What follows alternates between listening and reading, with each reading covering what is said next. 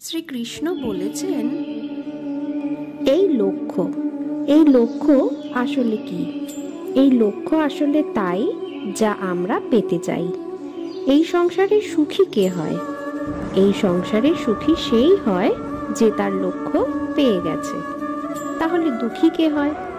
দুঃখী সেই যে তার লক্ষ্য এখনো পায়নি।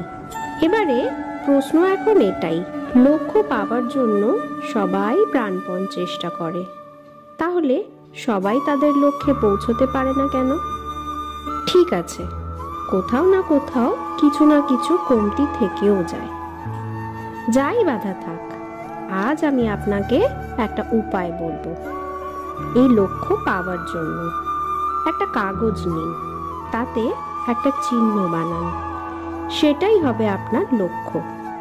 এবারে সেই লক্ষ্যে পৌঁছানোর একটা পথ বানান। এবারে সেই যাত্রাকে ভিন্ন ভিন্ন ভাগে বিভাজন করে দিন। এবারে এই পরিকল্পনাকে ক্রমাগত অনুসরণ করতে থাকুন।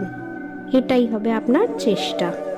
এবারে এইভাবে যদি আপনি চেষ্টা করতে থাকেন, যাই আপনার পরিকল্পনা হোক না কেন, তা বাস্তব অবশ্যই হবে।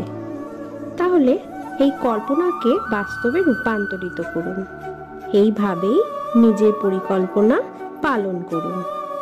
আপনার যাই পরিকল্পনা থাকুক না কেন বা যাই লক্ষ্য থাকুক না কেন, তা বাস্তবে পরিণত হবেই, আপনার হাতে অবশ্যই আসবে। রাধে রাধে।